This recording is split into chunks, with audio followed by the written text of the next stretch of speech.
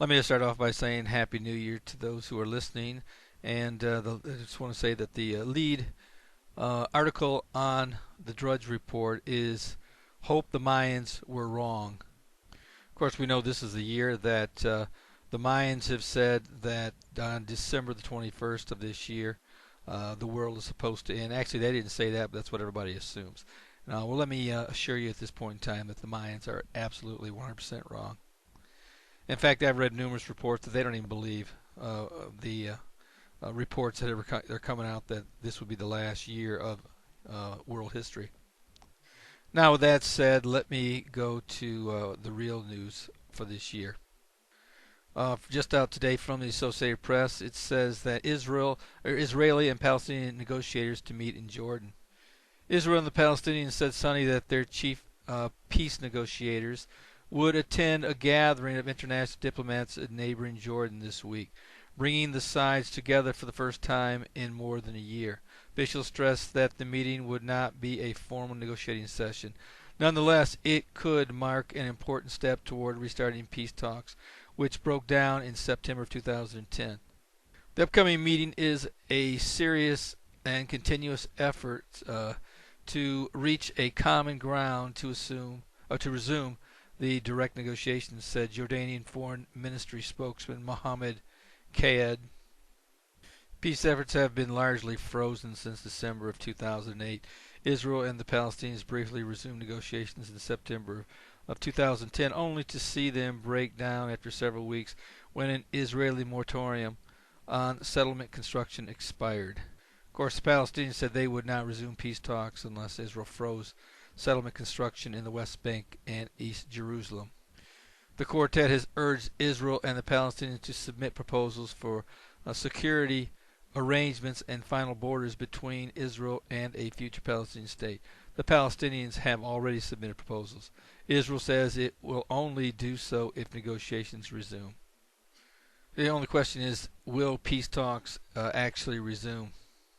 Well, at some point they will, and the peace proposal that will come about is going to be bigger than what many may believe.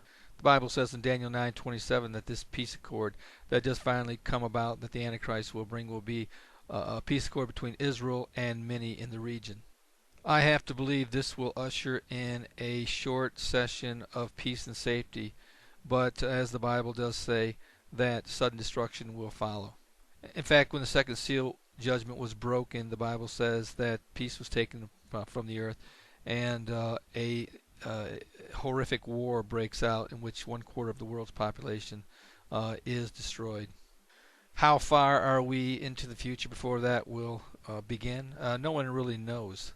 But when it does take place, it will take everyone by surprise, and this world will experience a shock and awe never seen before by mankind. In a story by Ynet News, it is apparently Jordan has taken in families of Hamas leaders from Damascus.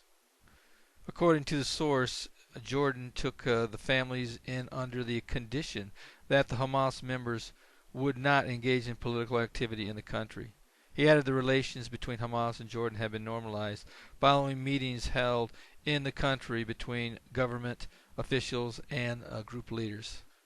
Jordan's agreements with Israel do not allow it to be entirely open to Hamas, and the Hashemite kingdom will not let the movement reopen offices there, the source added. But a full movement is not forthcoming unless security becomes an issue and Hamas is forced to move. Of course, this does not bode well for Israel any time that Hamas has friendly ties with one of Israel's supposed peace partners. This can only bring to mind the prophecy of Psalm 83, in which Israel's neighbors invade Israel in a last-ditch effort to destroy Israel once and for all. Speaking of Israel's peace partner, the Muslim Brotherhood has now vowed that they would never and will not recognize Israel.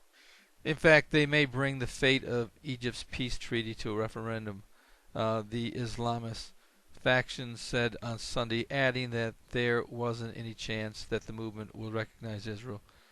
results from Egypt's recent parliamentary vote, which saw considerable gains for the Islamist factions, such as the Muslim Brotherhood's Freedom and Justice Party and the radical Salafi movement's Al-Noor Party, have caused some to question the future of Israel's 1979 peace treaty with its neighbor to the south. Muslim Brotherhood Representative Rashad al-Boyami emphasized that the Islamist movement would respect all of the international agreements to which Egypt is signatory, adding, however, that each side had the right to review the peace deal and that the Egyptian people have yet to speak their mind. We weren't party to the peace treaty.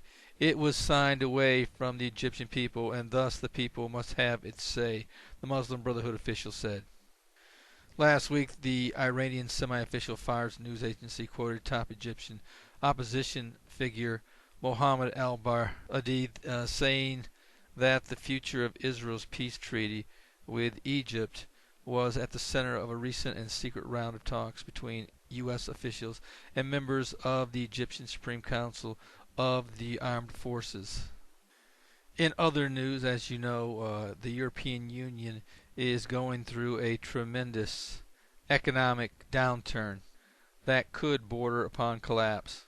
In a recent news article, French President Nicolas Sarkozy warned on Saturday that the country's future hung in the balance in 2012 amid the Eurozone debt crisis, but said ratings agencies would not decide France's policy. He stated, "This crisis, probably the most serious since World War II, this crisis is not over," Sarkozy said. "Yet there are reasons for hope. We can keep confidence in the future," he said. What is happening in the world announces that 2012 will be a year full of risks, but also full of possibilities, full of hope if we know how to face the challenges, full of dangers if we stand still, Sarkozy said. Other European countries in the Eurozone are echoing the same sentiment. The Eurozone's third largest economy, Italy, sparked fears in 2011 that its toxic mix of low growth, high debt, and spiraling borrowing costs could force it to seek a bailout like fellow Eurozone members Greece, Ireland, and Portugal. Frankly, I do not see this European debt crisis resolving itself anytime soon. But at the same time, I do not see the European Union driving the world into a depression either. I, like many others, believe in the prophecy world that the rapture of the church is imminent, and we could see that taking place in the very near future. And following that, I believe a man will rise out of the European Union that will bring economic stability back to the world, if nothing else for a short period of time. In other news, a 7+ magnitude earthquake took place in Japan today, rocking the island nation as far away as Tokyo. This is Terry Malone with the Calvary Prophecy Report.